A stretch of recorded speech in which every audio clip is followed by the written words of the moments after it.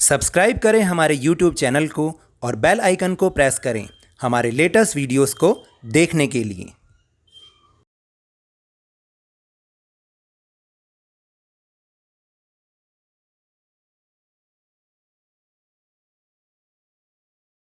Hello and welcome to Lavneesh Sir की class. This is Directorate of Education GNCT of Delhi's worksheet number 54, and it is for class 6 to 8 students, and it is based on water pollution, and we will discuss again the water pollution. अब आप कहेंगे कि बार बार water pollution ऐसे क्यों? तो ऐसा इसलिए है क्योंकि water is the life and without water we can't survive. तभी तो कहते हैं ना कि जल ही जीवन है, और अगर ये नहीं होगा तो हमारा जीवन भी नहीं है। We all know that rivers are the main source of drinking water, लेकिन आज हमारे बहुत सारे एक्टिविटीज़ के कारण ये बिल्कुल पॉल्यूटेड हो चुका है। और हमने पीछे कई सारी वर्कशीट में ये पढ़ा भी है कि वाटर पोल्यूशन किस तरीके से होता है और उससे हमें हमारे जो हेल्थ पर क्या इफ़ेक्ट पड़ता है। We all know that rivers are the main source of drinking water, और आज हमारी बहुत सारी एक्टिविटीज़ के कारण ये बिल्कुल पॉल्यूटेड हो चुकी हैं। इनका पानी बिल्कुल पीने लायक नहीं रहा। अगर हम इनको पीने लायक बनाते भी हैं तो उसमें हमारा बहुत सारे पैसा खर्च होते हैं, हमारे बहुत सारी मेहनत खर्च होती है। तो हमें ऐसा नहीं करना चाहिए। हम सब ईश्वर की पूजा करते हैं, और उनकी पूजा में जो भी हम सामग्री को प्रयोग करते हैं उसको फिर बाद में हम नदियों में ही बहा देते हैं, जिसके कारण वो नदियाँ गंदी हो जाती हैं, प्रदूषित हो जाती हैं।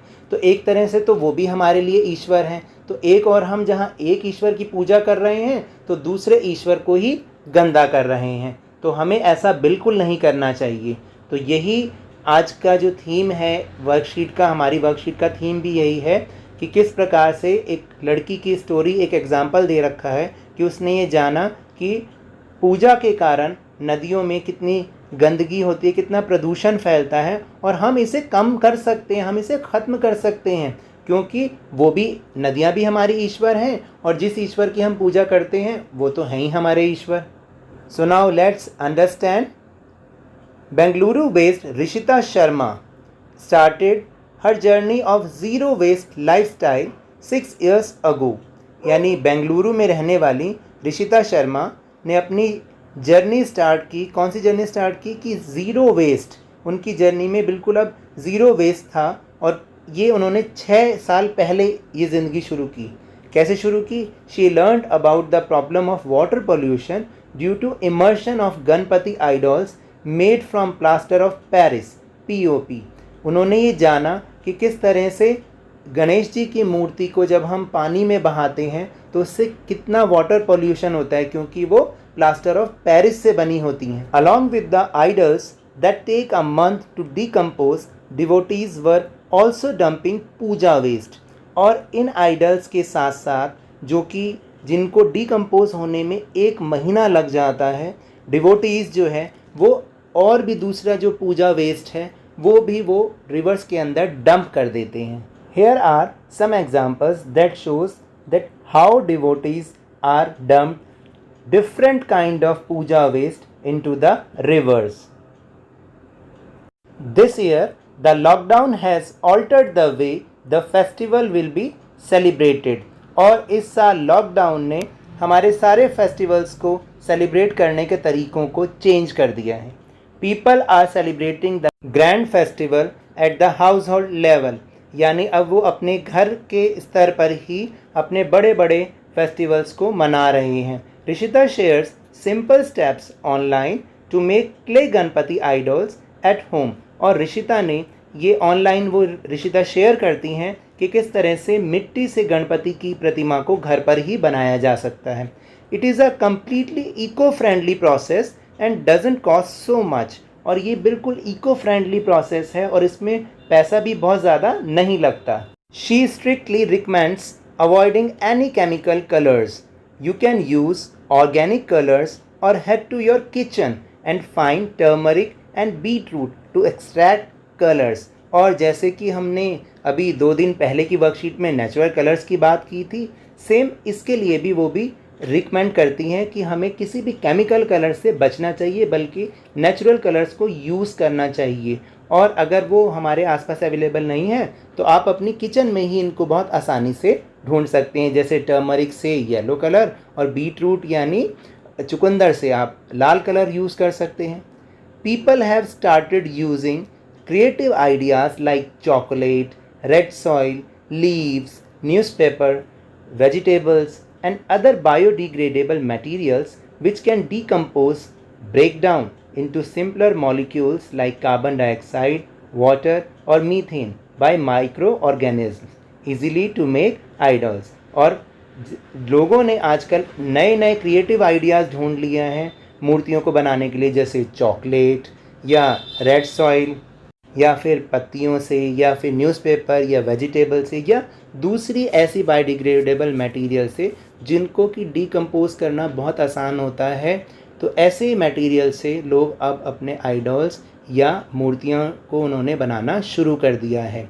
तो गणपति विसर्जन तो अब हो चुका है, लेकिन आगे अब एक और फेस्टिवल आ रहा है जिसमें दुर्गा पूजा होती है, और फिर हम उन दुर्गा की जो आइडल्स हैं जो उनको हम पानी में इमर्स करते हैं, यानी पानी में हम उनको प्रवाहित करते हैं। तो अब जब भी हम दुर्गा पूजा करें तो उनके लिए जो हम मूर्ति बनाएं वो इको फ्रेंडली और नेचुरल कलर से बनाएं। यहाँ वर्कशीट में भी कुछ एग्जांपल्स दिखाए गए हैं, जैसे कि लीव्स से गणपति बना रखे हैं, वेजिटेबल से और न्यूज़पेपर से। तो ये तरीके भी हैं, और इसके अलावा भी आप बहुत सारे और क्रिएटिव आइडियाज़ भी सोच सकते हैं ताकि इन प्रतिमाओं को, इन मूर्तियों को बनाया जा सके। Now let's go to our question answer section. First question is, what are the creative ideas used by people to make idols nowadays? What do you think that they are using these materials? The answer is, people have started using creative ideas like chocolate, red soil, leaves, newspapers, vegetables, and other biodegradable materials which can decompose, break down into simpler molecules like carbon dioxide, water, or methane by microorganisms easily to make idols. They are using these materials because they don't want to harm their environment, and these material doesn't cost so much. Now let's go to question number 2. Classify the following as biodegradable or non-biodegradable which cannot be broken down by microorganisms। यानी biodegradable वो होते हैं जो environment के लिए अच्छे होते हैं, और नॉन बायोडिग्रेडेबल वो होते हैं जो कि हमारे एनवायरनमेंट को नुकसान पहुंचाते हैं। तो ऑप्शंस हैं plastic, vegetables, newspaper and glass. Answer है बायोडिग्रेडेबल हैं vegetables and newspaper, and non biodegradable are plastic and glass. Now let's go to question number 3. What are the different materials being dumped into rivers as puja waste?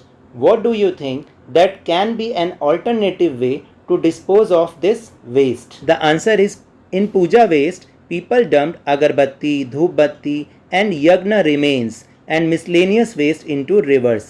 यज्ञ remains मतलब जो हवन सामग्री होती है, और उसके अलावा भी बहुत सारी चीज़ें, अगरबत्ती, धूपबत्ती, ये सब उसमें डालते हैं। तो इसे रोकने के कई ऑल्टरनेटिव वेज हैं, जैसे first is, there can be a few useful ideas from puja waste, such as we can use the flowers and leaves from puja waste in the garden itself, which can become manure, और it can be used in replantation. यानी जो भी पूजा waste से फूल पत्तियाँ निकलते हैं उन्हें हम अपने गार्डन में डाल सकते हैं, जिससे वो मैन्योर यानी खाद बन सकते हैं, या उनसे रीप्लांटेशन, दोबारा पौधे भी उगे आते हैं और उनसे फिर दोबारा हमें फूल मिलते हैं। सेकेंड इज, यज्ञ रिमेन्स और Ashes can be put in soil so that it makes soil fertile. यानी जो भी हवन सामग्री है या जो भी राख है उसको हम सॉइल में मिला दें तो हमारी सॉइल और ज़्यादा फर्टाइल उपजाऊ हो जाती है। Number third is, use paper plates and banana leaves while performing puja ceremonies. यानी हमें पेपर प्लेट यूज़ करनी चाहिए और केले की पत्तियाँ यूज़ करनी चाहिए जब हम पूजा सेरेमनीज़ करते हैं। So now that's all for this worksheet. अगर मेरे इस तरह समझाने से आपको थोड़ा सा भी समझ में आया हो तो इस चैनल को ज़्यादा से ज़्यादा सब्सक्राइब कीजिए, लाइक कीजिए और बहुत ज़्यादा शेयर कीजिए, और मेरे साथ खेल खेल में इसी तरह वर्कशीट को समझते रहिए, लेकिन ध्यान व मन लगाकर ज़रूर पढ़ते रहिए। Thank you very much.